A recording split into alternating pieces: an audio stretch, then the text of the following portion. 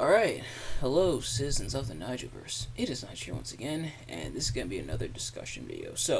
Um, uh, Normally I do like wrestling discussions, but like I said before, I want to try a different type of discussion. And because it is Awful Month, this one is kind of going and kind of talking about at least a certain, I guess, aspect of things that are awful. Well, there's a question I want to ask, and it's something that a lot of people have been asking, and a lot of people have been discussing for quite a while now, for years now. And that is this question: can something be so bad that it's good? So bad that it's good. Probably a phrase you've heard, or like I said, people have discussed it for years. Probably a phrase you've heard quite a bit, and uh, I'm not sure if any of the things I'm going to be reviewing or talking about for Awful Month will fall into that category. A lot of them are just awful, but can something be truly so bad that it's good? Like, if something is bad, can you find enjoyment in it? Let's talk about it. Oh, when people will say "so bad is good," they usually refer to things that usually it's things that fall into like one of maybe three categories, and that's a something that was bad but had like a cult following, and something that is still enjoyed by a lot of people. B, something that was bad but had potential to potentially be like good. And the reason it's bad is because things didn't really work out for one reason or another, or it's so bad that you can't help but laugh. It is absolutely funny, especially when you watch it or play it or anything like that with like family and friends, and you and your family and friends just sitting there laughing at just how awful or how absurd it is is which is why a lot of people ask the question: can something be so bad that it's good? Like, can there be some enjoyment out of it? And the answer to that is well, at least for me, I think yeah, something can be truly bad that it's good, or at least enjoyable. Well, now allow me to explain. Going with the first category, something that's bad but has like kind of a cult following. And, a lot of people will still love it and still love watching it. It kind of like the Mortal Kombat movie. He's like the old school Mortal Kombat movies, or like the or maybe something like the Star Wars Christmas special, or perhaps that's just stuff that's like bad, but there are people who find at least some enjoyment out of it, or who seek it out like a lot. Like, um, for those people, they find something amusing out of it. It's so to them, and even though it's bad, and there's something there that's drawing them in to like it and want to see it and want to see more of it. It's so in that regard, it can be seen as good. The second category is something that's bad but had potential to be good but didn't really work out. An example of this would be Spyro Enter the Dragonfly, a awful game, glitches, bugs, all kinds of bad stuff throughout. But if you look at a lot of the stuff that was left on the cutting room floor when it came to the game, a lot of the stuff that was cut out, a lot of the stuff that didn't make it into the final game. It's really tragic what kind of game we could have gotten. Like, the final product of what we got in terms of Enter the Dragonfly, much different than what was supposed to be there. There was supposed to be a lot more worlds, there was supposed to be a lot more dragonflies, and we were even supposed to get a Nasty Nork Ripto team up. I guess the sorceress is just gonna stay dead, but getting a Nasty Nork and Ripto team up, two of like the biggest, baddest Spyro enemies he's in the game, teaming up, that would have been awesome. That would have made for a really, really cool game, and that would have made for a very interesting because these are two enemies that Spyro, more so on the part of like Ripto, but even still somewhat with Nasty Nork, um, two enemies that Spyro are very prolific when it came to Spyro. Spyro having to fight them off as they team up to take out Spyro. Oh, that's compelling. That's something that definitely would have made for a very interesting, compelling game. And like I said, more worlds and way more dragonflies. Sparks was even supposed to be kidnapped. Apparently, Sparks is supposed to be the last dragonfly you're supposed to rescue because the main collectible for Enter the Dragonfly is, of course, dragonflies. But that's a cool idea. Some really cool ideas, but sadly, because the game was rushed, because the game was rushed out to meet the holiday deadline, and and things didn't pan out that way, and the end product that we got was very, very half baked. Some stuff in there that was like kind of okay, but otherwise a very half baked experience, and that's pretty disappointing. Another thing that people look to, who now the reason I talked a lot about Enter the Dragonfly is because that one's been more personal to me because I love Spyro the Dragon. I actually have played Spyro Enter the Dragonfly back in the day. Hey, we had it for my PS2, and yeah, yeah. I didn't mind it too much when I was a kid, but looking back on it now and then seeing all the stuff that was supposed to be in there is pretty disappointing. But another game that people look at is Sonic 06, where that game was rushed to also meet a holiday deadline. Are you beginning to sense a pattern here? But that game being rushed to meet a holiday deadline, and there is some cool concepts in there. Having three different playable characters is kind of cool. The return of Shadow, and then introducing a new Who Hedgehog in silver.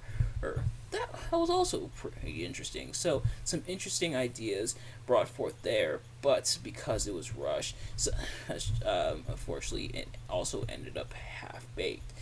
So things like that is why a lot of people also gravitate toward stuff like that, where it's bad because it didn't get enough time to bake, or a lot of stuff was left on the cutting room floor, which happens quite a bit, and it happens more often than you would think, which is unfortunate. But at the last one, where something is so bad because it's funny, the prime example of that is The Room, which I still cannot find. Like, I can't find it on streaming, I can't even find it on YouTube, I can barely even find it on, like, eBay or anything like that. And The Room is hard to track down, man. And it like The Room must be under like witness protection or something. It is like almost impossible to track down. But nevertheless, people like watching The Room because it is absolutely hilarious how bad it is, and it's something that's like objectively bad, but in the funniest ways possible, giving ways to a lot of memes. And honestly, looking at some of like the script and the plot for the movie, I'd argue not a bad plot. Affairs usually while it's usually kind of horrible little thing to think about, people having affairs. There's oftentimes it can make for compelling movies and TV and stuff, if you can believe it, which like I said kind of messed up, but having an affair and betrayal and things like that, that's all interesting storytelling. That's storytelling that people oftentimes tune in for and want to see. And the fact that we kind of got it but in like the worst slash funniest way possible, well, a lot of people gravitate towards that, which might explain why it's so hard to find.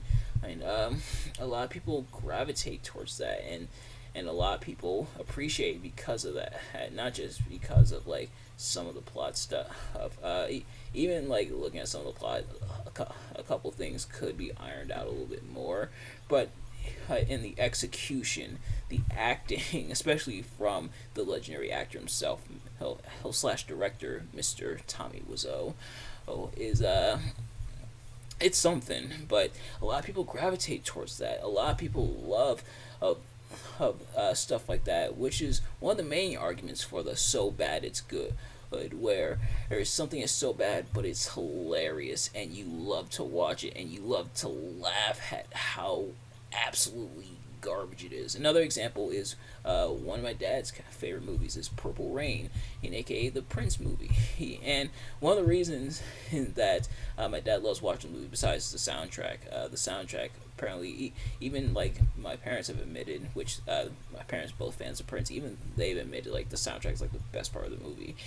But also some of the acting and my dad like laughs at it almost all the time. But yes, stuff like that also falls into that category. So having different kind of subsets for So Bad It's Good, it does kind of help flesh out why a lot of people gravitate towards the So Bad It's Good content. And because as there's something, whether it falls into any of the three categories, there's something to get out of it. Whether it's amusement, untapped potential, or perhaps something about it that gives it a cult following. There is something to gain out of it, even when it's bad, and it's stuff that it's like a car crash that you can't look away from. You're interested in seeing it. Of course, the car crash is horrible, but you just can't look away. And I think that's like the essence of stuff that's so bad is good. But and which is why I say So Bad It's Good definitely exists, and it definitely has an audience out there. It definitely falls into a niche. There's people here on like YouTube who make all kinds of videos on stuff that's so bad it's good, whether it's like licensed games, a lot of the bad licensed games, or like bad movies that are also kind of funny, like like I mentioned, like The Room or the old school Mortal Kombat movies, where it's just so ridiculous, but it's hilarious and it's amusing and it's entertaining. And that type of stuff is why So Bad It's Good, but kind of exists is as a niche and something that people like to pay attention to and like to watch.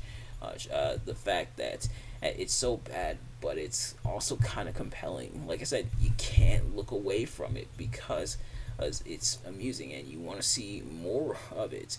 And sometimes the bad stuff can be just as much, if not more, compelling than a lot of the good stuff. Because a good movie is a good movie, a great movie is a great movie, and you love it for that. But something about the bad movie, something about the worst of the worst, it just draws people into where they have to see it. And not even just movies and video games, but wrestling as well. Why do you think things like Botchamania exist? Is looking at some of the best, but also looking at some of the worst of the worst. You do love to watch the good matches, but something about the bad matches is also, at least sometimes, entertaining. Like, again, something about the botches or like the absurdly bad / hilarious promos. Something about it draws you into where you love to watch it, and that's why Botchamania exists and why it's existed for as long as it has. Plus, of course, Botchamania is hilarious, but people love watching that kind of stuff.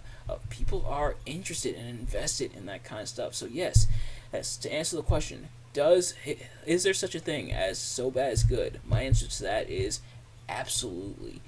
And if something like So Bad It's Good or like bad stuff isn't really your niche, that is totally fine. But for people like me, sometimes you get a kick out of seeing the bad stuff. Like, the good stuff is the good stuff, of course. Oftentimes you get a kick out of seeing the bad stuff. But that's going to do it for this discussion. Thank you all so much for watching. I hope you enjoyed.